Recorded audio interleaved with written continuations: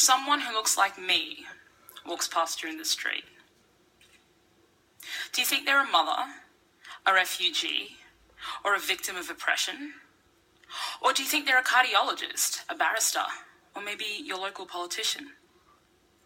Do you look me up and down, wondering how hot I must get, or if my husband has forced me to wear this outfit? What if I wore my scarf like this? I can walk down the street in the exact same outfit, and what the world expects of me and the way I'm treated depends on the arrangement of this piece of cloth. But this isn't going to be another monologue about the hijab, because Lord knows Muslim women are so much more than the piece of cloth they choose to wrap or not wrap their head in. This is about looking beyond your bias.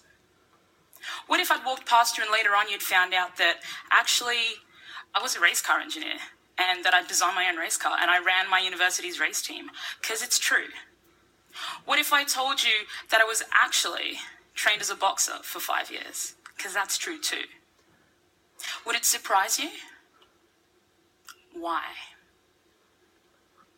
Ladies and gentlemen, ultimately that surprise and the behaviors associated with it are the product of something called unconscious bias or implicit prejudice. And that results in the ridiculously detrimental lack of diversity in our workforce, particularly in areas of influence. Hello, Australian Federal Cabinet. Let me just set something out from the outset, right? Unconscious bias is not the same as conscious discrimination. I'm not saying that in all of you there's a secret sexist or racist or urgist like lurking within waiting to get out, right? That's not what I'm saying. We all have our biases. They're the filters through which we see the world around us, right? I'm not accusing anyone. Bias is not an accusation. Rather, it's something that has to be identified, acknowledged, and mitigated against. Bias can be about race, it can be about gender, it can also be about class, education, disability. The fact is we all have biases against what's different to our social norms.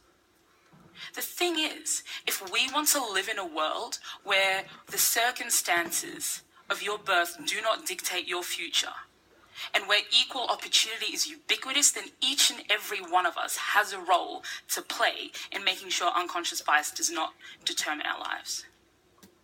There's this really famous experiment in the space of unconscious bias, and that's in the space of gender, in the 1970s and 1980s. So orchestras back in the day were made up mostly of dudes. There was up to only 5% were female, and apparently that was because men played differently, presumably better. But in 1952, the Boston Symphony Orchestra started an experiment. They started blind auditions. So rather than face-to-face auditions, you would have to play behind a screen. Now, funnily enough, right, no immediate change was registered until they asked the auditioners to take their shoes off before they entered the room. Because the clickety-clack of the heels against the hardwood floors was enough to give their ladies away. Now, get this. The results of the audition showed that there was a 50% increased chance a woman would progress past the preliminary stage, and it almost tripled their chances of getting in. What does that tell us? Well, unfortunately for the guys, men actually didn't play differently, but there was the perception that they did. And it was that bias that was determining their outcome. So what we're doing here is identifying and acknowledging that a bias exists. And look, we all do it, right?